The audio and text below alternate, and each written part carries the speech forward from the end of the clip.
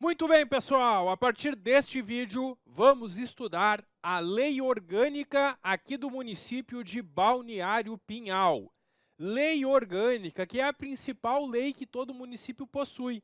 É uma lei que trata da organização e funcionamento da prefeitura e da Câmara de Vereadores aqui de Balneário Pinhal, como eu vou mostrar para vocês ao longo da aula. O nosso curso aqui, claro, é focado na prova do concurso público. Então, ao longo da aula, eu vou falando para vocês como que o conteúdo costuma ser perguntado nas provas de concurso e no final, quando a gente concluir o estudo, eu vou deixar para vocês um simulado com algumas questões que eu elaborei no estilo da banca, tentando adivinhar como que o conteúdo vai ser cobrado na nossa prova. É essencial no estudo da legislação municipal que vocês assistam às aulas, façam leituras e releituras de revisão, relendo cada lei pelo menos 10 vezes, e aí treinem com as questões que são disponibilizadas, porque assim vocês conseguem ter um estudo bem completo. Depois que vocês resolverem as questões, vai ter também a correção em vídeo. Eu vou gravar um vídeo corrigindo e comentando cada uma das questões para a gente revisar os principais pontos estudados em cada uma das leis. Chega de conversa, vamos ao que interessa, vamos começar o trabalho. E agora a gente tem então aqui a Lei Orgânica do município de Balneário Pinhal. Como a gente sabe, o município faz parte do Brasil e faz parte do Rio Grande do Sul. E isso está colocado aqui no artigo 1º, dizendo que ele vai respeitar as constituições federal e estadual, além, é claro, desta lei orgânica. Esse artigo 1º não costuma ser perguntado em provas. O artigo 2º já foi cobrado em provas da nossa banca e pode aparecer de novo na prova de vocês. Vocês têm que saber que o município possui apenas 2 poderes: o legislativo, que é a Câmara de Vereadores, e o executivo, que é a prefeitura. Atenção aqui, não existe poder judiciário no município. O poder judiciário ou é estadual ou é federal. Não existe poder judiciário nos municípios. Então, quando a gente pega uma questão sobre a Constituição Federal, lá a gente vai encontrar os 3 poderes. Porque lá na Constituição Federal estão previstos como poderes da República, que são do país, né? O Legislativo, o Executivo e o Judiciário. Esses são os 3 poderes na Constituição Federal. Agora, numa questão sobre a lei orgânica, aqui no município de Balneário Pinhal, como em qualquer outro município, só existem 2 poderes: o legislativo, que é a Câmara de Vereadores, e o executivo, que é a prefeitura. A banca pode tentar te enganar dizendo que tem poder judiciário no município, tu não vai cair nessa. Bom, esses poderes, cada um tem as suas funções, como a gente vai estudar hoje, e é vedada, é proibida a delegação de atribuições entre eles. Quer dizer, a prefeitura não pode passar as suas funções para a Câmara de Vereadores, nem a Câmara de Vereadores pode passar as suas funções para a prefeitura. E o cidadão que está investido na função de um poder não pode estar ao mesmo tempo investido na função de outro. Basicamente isso que nós temos sobre os poderes. Quando essa lei orgânica foi feita, foi mantido o então atual território do município. Símbolos do município são a bandeira, o brasão e o hino. E a data magna do município, que pode ser uma questão da nossa prova, a data magna do município é o dia 22 de outubro. 22 de outubro, então, é a data magna do município. Isso cai bastante em prova. Não esquece, memoriza, então, que o dia de Balneário Pinhal é 22/10, né? 22 de outubro. Memoriza isso. E o slogan do município é uma praia de todos. Uma praia de todos. Este é o slogan do município. A banca também pode perguntar. Não é muito comum que o slogan esteja na lei orgânica, mas aqui em Balneário Pinhal está e, portanto, pode ser perguntado assim na prova. Pessoal, o município de Balneário Pinhal possui autonomia. Ele não é subordinado nem ao governo federal, nem ao governo estadual, muito menos a outro município. E por que eu posso dizer que o município de Balneário Pinhal possui autonomia? Porque o povo de Balneário Pinhal vai às urnas de 4 em 4 anos e elege diretamente os seus representantes, que são os vereadores, prefeito e vice-prefeito. Eu também posso afirmar que o município de Balneário Pinhal é autônomo porque ele tem uma prefeitura que cuida dos interesses do município. É isso que a gente tem aqui, a administração própria que cuida do interesse local. E também o município de Balneário Pinhal possui as suas próprias leis, como esta lei orgânica, como o regime jurídico dos servidores e outras leis municipais. Então, o município de Balneário Pinhal adota sua legislação própria. Por esses motivos, eu posso afirmar que o município é autônomo. E a banca pode fazer uma questão na prova perguntando quais são as expressões aqui da autonomia do município. São essas 3 que eu dividi em 4 aqui nesse mapa mental para vocês memorizarem. Então é isso que nós temos então nessa parte inicial. Agora a gente tem a competência do município. O artigo 6º traz uma grande lista com competência do município. As competências do município é aquilo que cabe ao município fazer. E aqui tem várias atribuições que são somente do município de Balneário Pinhal. Quando termina essa grande lista com 22 atribuições, vocês vão encontrar no artigo 8º uma outra lista de competências do município. A diferença do artigo 6º para o artigo 8º é que no artigo 8º a gente tem competências do município junto, concorrente com a União ou o Estado. Então são atividades do município junto com o governo federal, com o governo estadual. E na tua prova, a banca pode misturar o artigo 6º com o artigo 8º. E tu tem que saber quais são as competências só do município, que são as do artigo 6º, quais são as competências concorrentes, que estão no artigo 8º. A banca pode misturar umas com as outras e te perguntar quais são só do município ou quais são concorrentes. Então é importante que vocês leiam os 2 artigos e ao ler o artigo 6º vai memorizando que essas são competências só do município. E ao ler o artigo 8º vai memorizando que essas são competências concorrentes. E o município pode celebrar convênios, pode celebrar parcerias com o governo federal, com o governo estadual ou até mesmo com outros municípios da região para a execução de serviços de forma conjunta. Bom, o artigo 9º apresenta os tributos da competência municipal. E a banca adora perguntar quais são os tributos do município. Por isso, eu esquematizei esses tributos para vocês nesse mapa mental, para ajudar vocês na fixação e memorização. Tributos do município são divididos em impostos, taxas e contribuições de melhoria. Os impostos municipais são 3. O município vai instituir o IPTU, que é o Imposto sobre a Propriedade Predial e Territorial Urbana, é aquele que tu paga da tua casa todo ano.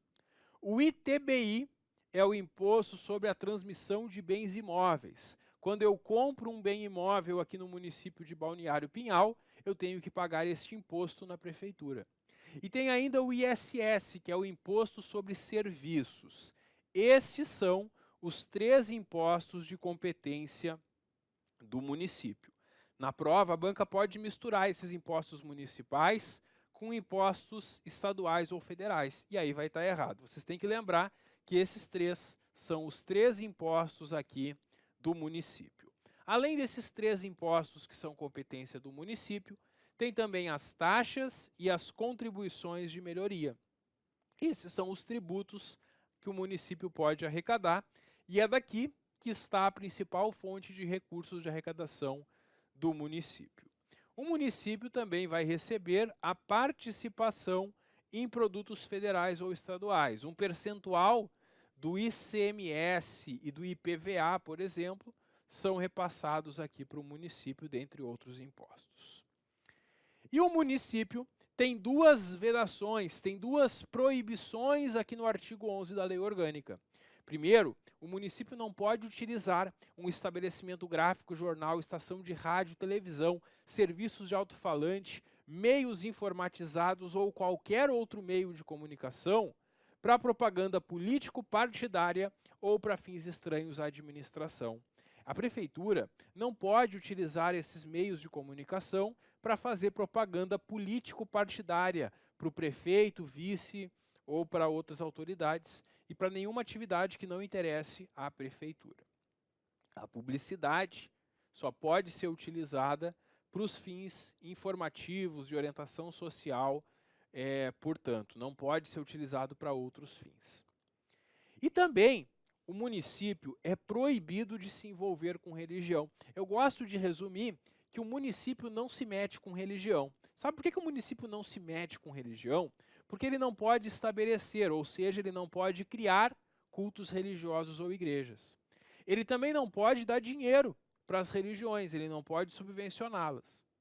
Também não pode embaraçar o exercício, não pode impedir o funcionamento das religiões. Então, não se mete, não cria, não dá dinheiro e não embaraça, não atrapalha o funcionamento delas, nem mantém com as religiões ou seus representantes nenhuma relação de dependência ou aliança. Então, o município vai respeitar a liberdade religiosa, mas não vai se envolver com nenhuma religião. É isso. Quanto a direitos individuais e coletivos, o município vai garantir a plena efetividade dos direitos da Constituição. Esses direitos e garantias individuais e coletivos são principalmente o artigo 5º da Constituição Federal, que é um dos principais artigos da Constituição, bem como dos direitos assegurados em tratados e convenções internacionais que o Brasil seja parte. E o município vai garantir a implantação, acompanhamento e fiscalização da política de assistência integral à saúde dos munícipes, que são os cidadãos aqui do município. Muito bem, concluímos então mais um capítulo da Lei Orgânica e vamos agora a um grande capítulo que é o Poder Legislativo. Aqui a gente vai ocupar certamente até o fim deste vídeo e uma boa parte ou até todo o próximo vídeo, porque o Poder Legislativo, que é a Câmara Municipal, a Câmara de Vereadores, aqui na Lei Orgânica a gente tem muitas informações sobre o Poder Legislativo para estudar e é importante que vocês memorizem porque esse é um ponto bastante cobrado também em provas de concurso. Primeira informação que cai muito em prova, que é uma questão fácil que vocês não podem errar, a quantidade de vereadores. O município tem 9 vereadores. Cabe a cada município fixar a sua quantidade de vereadores, observando, claro, os limites da Constituição. E o município de Balneário Pinhal fixou em 9 vereadores. E essa pode ser uma pergunta da prova. Então, memoriza que Balneário Pinhal possui 9 vereadores. A Câmara Municipal de Vereadores reúne-se independentemente do número de presentes em sessão extraordinária na sede do município no dia 1º de janeiro do primeiro ano de cada legislatura. Espera aí, o que é uma legislatura? A legislatura é o mandato de 4 anos. Como a gente sabe, os vereadores são eleitos para um mandato de 4 anos. No primeiro ano do mandato, os vereadores vão tomar posse no dia 1º de janeiro. Tem uma sessão extraordinária, uma sessão especial da Câmara para dar posse para os vereadores. Depois que os vereadores eleitos pelo povo tomam posse, eles dão posse para o prefeito e vice-prefeito eleitos. Na sequência, elegem a sua mesa, comissão representativa e comissões permanentes. E já entram em recesso. Então a Câmara vai se reunir no primeiro ano só no dia 1º de janeiro para fazer a posse dos eleitos e fazer essas eleições internas, e aí ela já entra em recesso. O vereador deve comparecer lá no dia 1º de janeiro para tomar posse. E se o vereador eleito foi para a festa de virada de ano, encheu a cara, tomou todas, perdeu a hora e não chegou a tempo na posse no dia 1º de janeiro, ele tem o prazo de 15 dias para aparecer. Se em 15 dias ele não comparece, ele perde o mandato. Então, o vereador que não vai lá no dia 1º de janeiro tem 15 dias para aparecer, senão vai perder o mandato. A não ser, é claro, por um motivo justificável. Por exemplo, o vereador eleito está internado no hospital. Bom, aí espera ele ter alta do hospital para tomar posse, claro. Mas se não tiver um motivo justificado, tem 15 dias para aparecer. Bom, então é isso que a gente tem de mais importante aqui. E a gente tem ainda que os detentores de cargo eletivo, quer dizer, os vereadores, devem apresentar todo ano, até o fim do primeiro semestre, uma certidão negativa de débito com a Fazenda Municipal. Quer dizer, os vereadores vão mostrar todo ano que eles não têm dívidas com a Prefeitura. É isso. O artigo 16 traz os períodos de funcionamento da Câmara. A Câmara funciona normalmente de 16 de fevereiro a 15 de julho. Aí tem um recesso ali, do dia 16 ao dia 31 de julho, não vai ter reuniões da Câmara, e a Câmara volta a funcionar no dia 1º de agosto e fica funcionando até 15 de janeiro. Chegou 15 de janeiro, ela entra de recesso por um mês e só volta a se reunir em 16 de fevereiro. Sempre assim, então, esses são os períodos de recesso, que são os períodos que a Câmara não vai ter sessões ordinárias. Nos períodos de recesso, ou mesmo durante o ano, quando precisa de uma reunião a mais da Câmara, é possível que seja convocada uma reunião, uma sessão extraordinária. E a banca pode perguntar na tua prova quem é que pode convocar uma sessão extraordinária. A sessão extraordinária pode ser convocada pelo presidente da Câmara ou por 1/3 dos vereadores. Se são 9 vereadores, eu vou precisar de 3 para ter 1/3 e convocar uma sessão extraordinária. Ou pela comissão representativa, que é uma comissão de vereadores que atua durante o período de recesso, a gente vai conversar sobre ela ainda hoje, ou o prefeito. Estes são os que podem convocar a Câmara para uma sessão extraordinária. Quando é feita uma convocação extraordinária, a Câmara vai se reunir em um dia específico e nesse dia só pode deliberar sobre a matéria para a qual foi convocada. E para as reuniões extraordinárias, cada vereador deve ser convocado pessoalmente com uma antecedência de no mínimo 48 horas. Essa antecedência mínima de 48 horas também pode ser uma questão na nossa prova. As reuniões ordinárias da Câmara são realizadas na sede ou eventualmente nos distritos do município. E a gente tem o mandato da mesa. Como assim mandato da mesa diretora? É que os vereadores entre si vão fazer uma eleição. E dos 9 vereadores, alguns deles vão exercer funções na mesa diretora da Câmara. Um deles vai ser o presidente, outro vai ser vice-presidente, outro vai ser secretário. E eles são eleitos para essas funções dentre os próprios vereadores por um mandato de 1 ano, com direito à reeleição uma única vez. Então é possível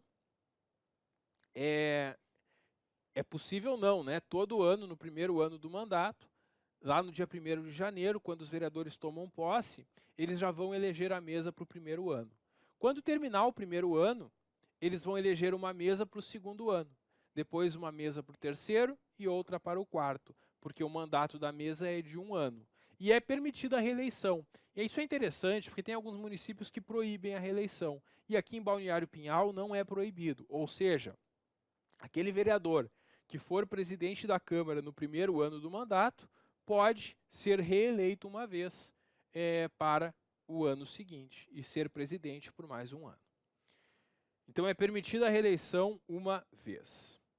Bom, na composição da mesa e das comissões, vai ser assegurado tanto quanto possível a representação proporcional dos partidos, que os diferentes partidos que possuem vereadores tenham um representante nas comissões e na mesa. O artigo 21 prevê que a Câmara de Vereadores só pode deliberar e decidir, votar, tomar uma decisão, com a presença de no mínimo maioria dos seus membros. Espera aí, se são 9 vereadores, a maioria dos membros vão ser 5. Então, se tem sessão da Câmara hoje e tem 4 ou menos vereadores presentes apenas, não vai ter nenhuma votação, não pode decidir nada, porque a Câmara só pode deliberar, só pode colocar algo em votação com a presença de pelo menos 5 dos 9 vereadores, pelo menos a maioria. Muito bem, essa é a presença mínima para que se possa votar. E para aprovar a deliberação, em regra, vai ser por maioria dos votos dos presentes, que é o que a gente chama de maioria simples. Então, se tem sessão na Câmara hoje e estão presentes 5 vereadores, com 3 votos eu tenho maioria. Se tem sessão na Câmara hoje, estão presentes 6 ou 7 vereadores, com 4 votos eu aprovo por maioria. Se estão presentes 8 ou 9 vereadores, eu vou precisar de 5 votos para ter a maioria.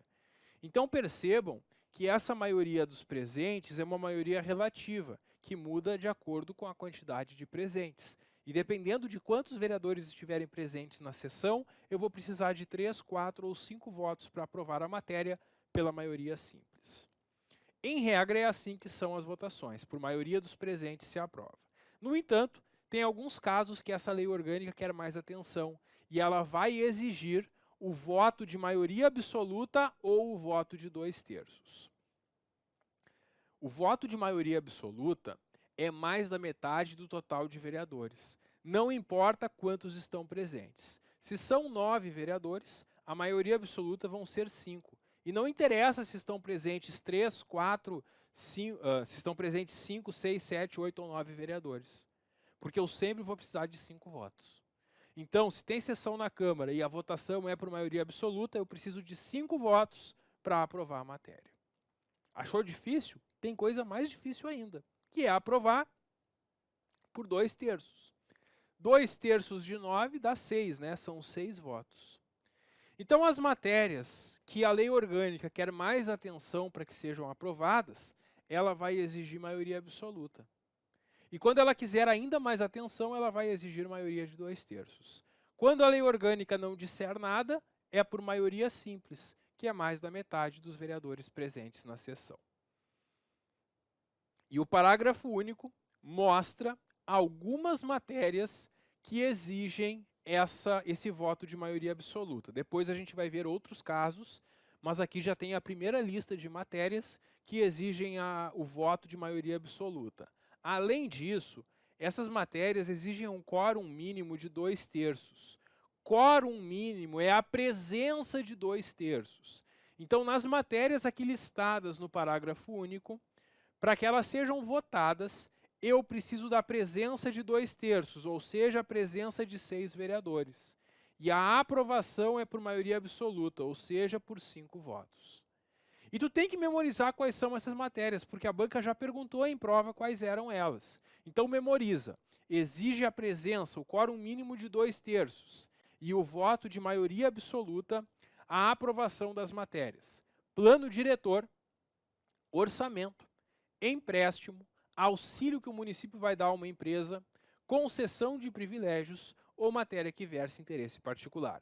Essas matérias sempre vão exigir a presença de 2/3 e o voto de maioria absoluta para que sejam aprovadas. As sessões da Câmara que são públicas e o voto é aberto, sendo secreto somente nos casos que esta lei indicar. O artigo 23 traz ainda a prestação de contas do município. Todo ano, o prefeito vai encaminhar a prestação de contas do município até o dia 31 de março do ano seguinte a que se refere às contas, né? E depois que o prefeito entrega as contas para o Tribunal de Contas, qualquer contribuinte pode ir lá olhar as contas. Pelo prazo de 60 dias elas ficam à disposição e qualquer um pode olhar as contas e se olhar e achar que tem algo errado, pode impugnar e perguntar para o município para que o município tome providências. Todo ano também, dentro de 60 dias do início dos trabalhos da Câmara, que é o início da sessão legislativa, a Câmara vai receber o prefeito. O prefeito vai até a Câmara e, por meio de um relatório, ele informa para os vereadores como que estão os principais assuntos municipais. Porque é função da Câmara fiscalizar a prefeitura, além de aprovar as leis. E, por isso, todo ano o prefeito vai lá mostrar para a Câmara o que está sendo feito nas diferentes áreas que cabe à prefeitura atuar.